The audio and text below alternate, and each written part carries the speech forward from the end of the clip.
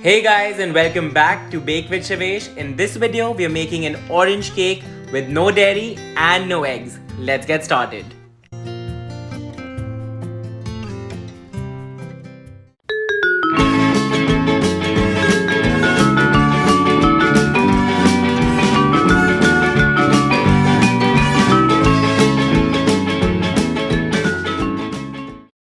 So let's get things started by adding half a cup of oil in a large bowl. I'm using vegetable oil. To this, I'll be adding jaggery powder. You could also use brown sugar or white sugar, absolutely anything that you have. And then using a whisk, I'm gonna go in and mix both of these ingredients together really well.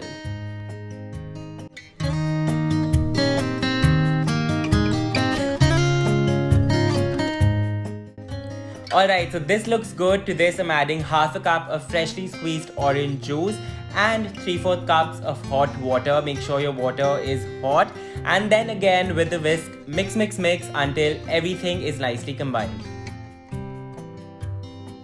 This is done, and now it's time to sift in the dry ingredients. So for the dry ingredients, I'm using 2 cups of all-purpose flour, which is your maida.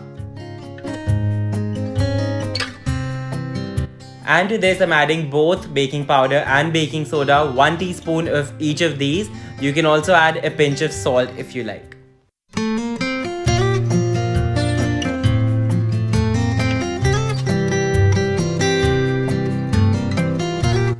And of course, to pack in that extra flavor, I'm going to zest an entire orange into the batter.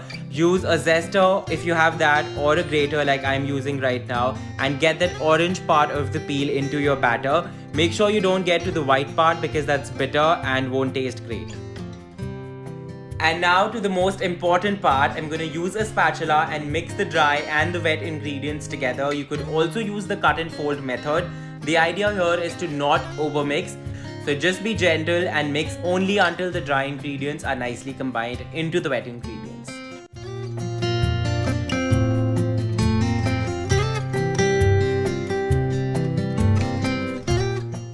This looks good. I'll now transfer it into a baking pan lined with parchment paper. So I used an 8-inch pan here, which I think is slightly bigger for the amount of batter that this recipe gets me.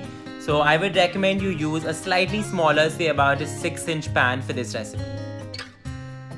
My oven is preheating at 180 degrees Celsius, and this cake takes about 30 to 40 minutes in the oven. Don't forget to insert a skewer and check if the cake is done. You could also make this cake in a cooker on a stovetop.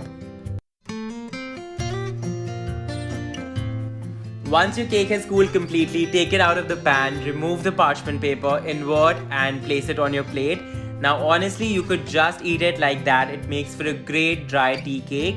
But I decided to dress it up a little. I made a very quick and simple chocolate ganache using a 70% dairy-free dark chocolate and soy-based cream. It's a very simple recipe. I'll leave it in the description box below.